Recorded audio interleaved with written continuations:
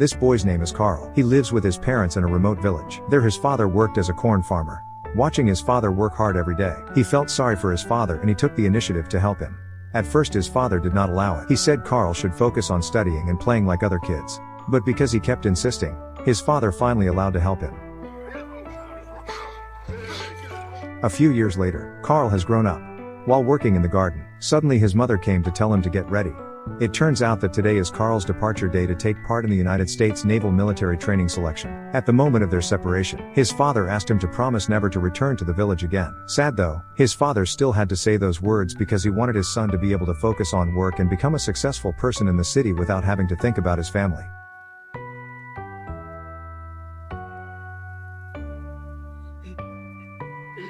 But when he arrived at the military base, Carl just became a cook. At that time the American military did not allow black people to join the military. They still think black people are slaves who have to work under the feet of white people.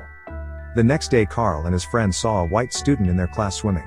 His friend explained that the swimming schedules of white people and black people were different. Heard about it, he wondered why it had to be distinguished. Yet they are both human. He then recklessly ventured into swimming. When Carl came, everyone there immediately insulted him, even the captain of the ship, to order his assistant to expel him.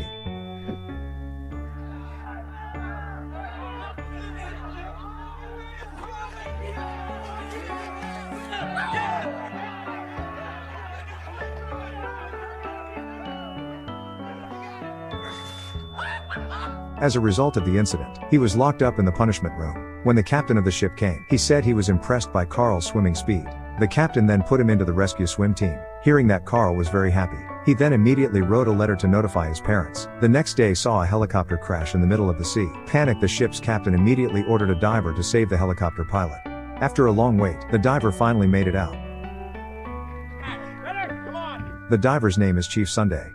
He is one of the divers with the rank of Master Chief in the Navy. Master Chief is the highest diving team. Unfortunately, even though the pilot was successfully evacuated, but his life could not be saved. Then a second diver descends to rescue the co-pilot who is still in the sea. Here one diver can only save one person, because in that year the diver's clothes weighed more than 200 kilograms. Time for the second diver to go down. The safety rope broke, causing the diver to immediately fall to the bottom of the sea. Chief Sunday then desperately jumps in to save him without wearing a wetsuit. In the end they both managed to survive. As a result of the incident his lungs were badly injured and he was admitted to the hospital. The doctor also forbade him to dive again until he was completely healed. Heard the doctor's verdict, he was so frustrated and he made a fuss there. The next day he was tried to account for yesterday's commotion. In the trial the entire military navy was present, including Carl. The captain then decided to demote him to coach the dive team.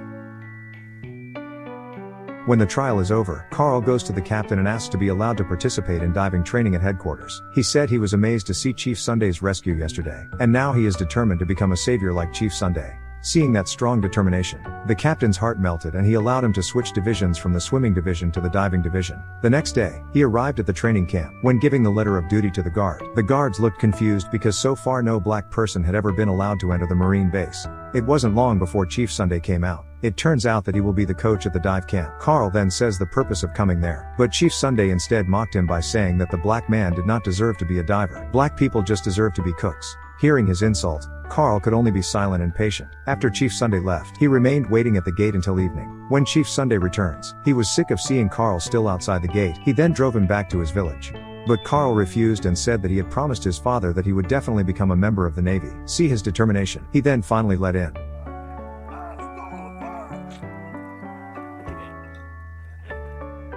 In the camp, he was approached by a student named Snowhill. He was the only white person willing to say hello to Carl, regardless of skin color. He then informed that the camp was led by a former Marine named Mr. Pappy. Snowhill then escorted him to his dorm room. There was seen a new white student who did not accept Carl's arrival. When Chief Sunday came, he explains to all the students there that Carl is now part of the student training camp at the camp. Hearing the coach's words, the other students then one by one left the dormitory and said it's better to get out of the Navy than to sleep in the same room with black people. Until only Carl is left with Snowhill. At night he forces Carl to get up and drags him out. Even watered it and said that from now on Carl should know the position. He doesn't deserve to be lazy, because Chief Sunday accepts black people. His name is now tarnished. Carl there, only able to survive the torture of the coach. The next day Carl's first training begins. Chief Sunday explained that in this first exercise there would be a lot of people failing because swimming and diving are two different things. He who knows Snowhill is the best swimmer in his hometown. Then he tests Snowhill diving skills.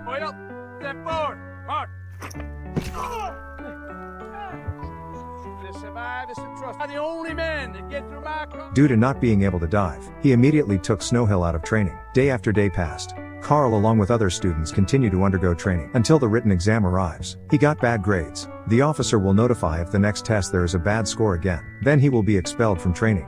During semester break, he chose to go to the city library to study. There he met a librarian named Jo. She is a student majoring in nursing. But when Carl asked Jo to guide him to study, she refused and said that the lesson about the Navy was very difficult, and it took months for Carl to understand. Seeing Carl's persistence, she finally decided to help him study. And finally Carl managed to get good grades. In the afternoon Chief Sunday returned to teaching diving. He then orders 2 new trainees named Rourke and Ashar to weld the sunken ship. But when Ashar was welding again, suddenly the ship moved until it almost fell into a ravine. In the midst of the panic, Ashar's air hose got stuck. From above everyone heard Rourke and Ashar's cries for help. Carl then volunteered to save them both, because they had no other choice. Chief Sunday then gave them 5 minutes to save them both, before they run out of air. The ship's weight is crushing those pipes, Chief. Got 5 minutes of air in that suit if he don't panic. Music off the chain. Just breathe easy. Please. I wasn't meant.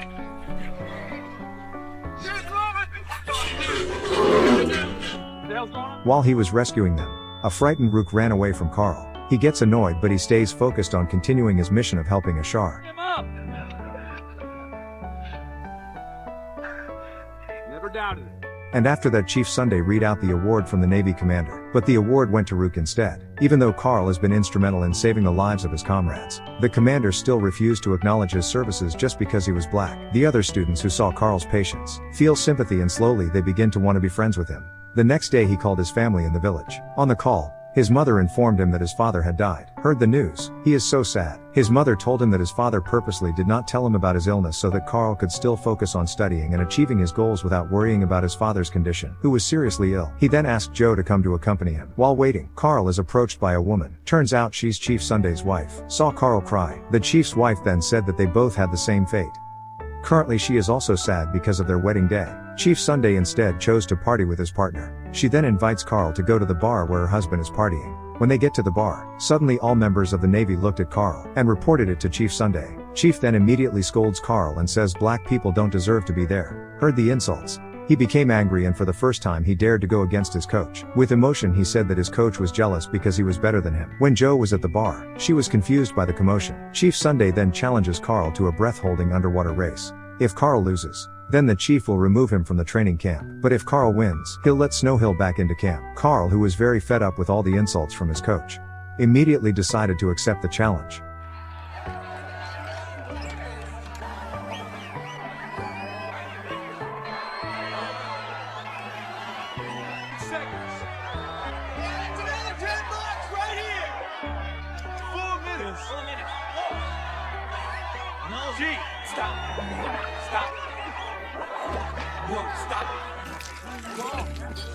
Carl finally won. Finished the match. Carl is confused as to why Jo is nowhere to be found. He immediately chased after her. He then asks why Jo left. She explained that the reason she came there was to say goodbye because she had been accepted for a job outside the city and was leaving tomorrow. Heard about it. He was taken aback. He then recklessly ventured to propose to Jo. He promised after graduating training later, he will definitely go to see her. The next day Mr. Pappy called for Chief Sunday. He asked Chief not to pass Carl in tomorrow's exam, no matter how. Mr. Pappy didn't want any black people to graduate from the camp, even though they both don't like Carl. But Chief hated the way Mr. Pappy abused his position for personal gain. Since yesterday's incident, he realized Carl was much better than him, but nevertheless he could not refuse the orders of the superiors. He then relayed the order to Carl. There they both argue because Carl still wants to take the exam. The emotional chief immediately slammed the radio that Carl's father gave him, seeing the only thing left by his father was damaged. Carl is very sad. The next day when all the participants were getting ready, unexpectedly Carl came. He then looked at his coach with a look full of confidence. See that look? Chief finally had no choice and allowed him to take the exam. After all participants are ready,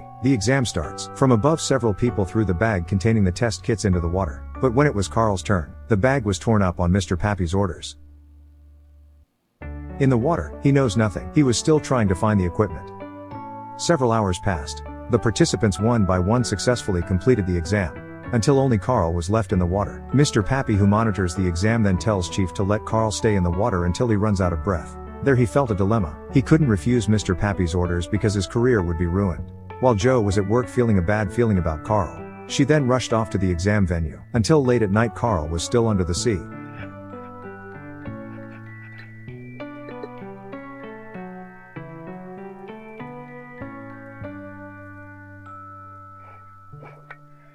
The chief and the other examinees seemed to be starting to get worried. Mr. Pappy kept shouting over the phone from afar to tell Chief not to help Carl. In the midst of worry, he finally decided to go against the boss's orders, and immediately ordered the other participants to raise Carl to the surface. But when they tried to pull, Hold the line, hold on.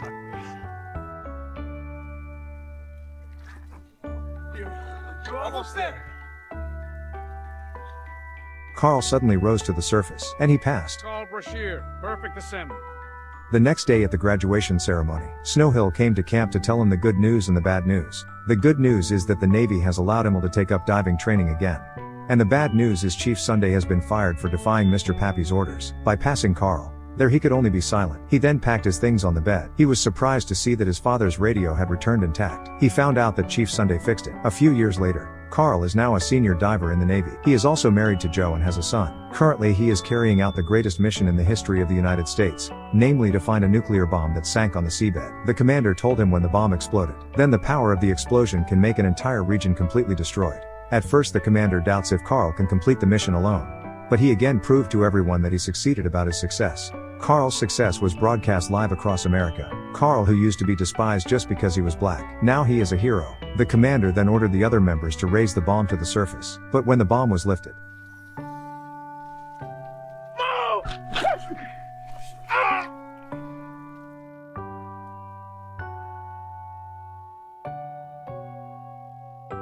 when Carl wakes up, he is shocked. Why is he in hospital? Jo then informed him that it was the result of yesterday's incident. His leg was almost severed and he was sentenced to be unable to walk normally again. Hearing this, he was shocked. He felt ashamed of his father for failing to make him proud. On the other hand, Chief Sunday is seen in a mental hospital due to severe depression after his diving license was revoked. The next day when he was sitting alone, a nurse gave him a newspaper. In the paper he saw the news about Carl's accident yesterday. As a former teacher, she felt compelled to go see Carl. In the hospital, the commander and his assistant came to see Carl. Not long after, the naval captain named Hanks also came.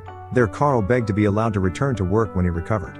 But seeing his current condition, Captain Hanks reluctantly stated that he would never be able to dive again. Hearing Captain Hanks' words, he then showed me a newspaper story about a proud Air Force pilot who only had one leg. He asked Captain Hanks to give him a few weeks to prove that he too was capable of carrying out the pilot's duties and becoming the pride of the Navy. He also asked the doctor to amputate his leg so as not to interfere with his mission. When all gone, Jo, who had overheard their conversation, immediately scolded Carl and opposed his overbearing desire. There Carl feels a dilemma whether he should give up on his dream and live a normal life with his small family or keep pursuing his dreams. After making up his mind, finally he chose to pursue his dream again.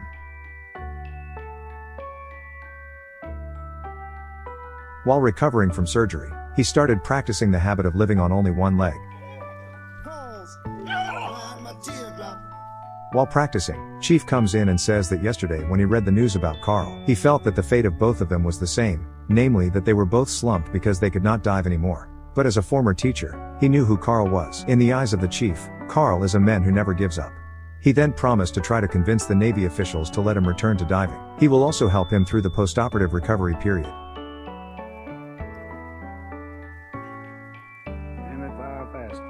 The day of the conference has arrived. Determination to determine the fate of Carl in the Navy.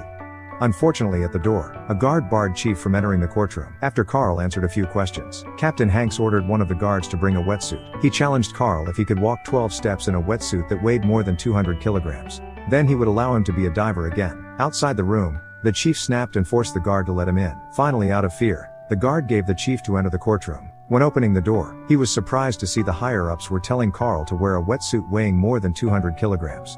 From behind, Carl's wife and his son have just arrived to witness the struggle of their father. Chief asked the higher-ups for leniency by explaining that ordinary people find it difficult to walk in such a heavy wetsuit, let alone Carl. But Carl continued to reassure the chief with a confident look. He will prove that lack is not an obstacle for someone to achieve his dream. Seeing his students' determination, Chief chose to support Carl's decision. Then after everything was ready, he started to stand up and started his 12 steps.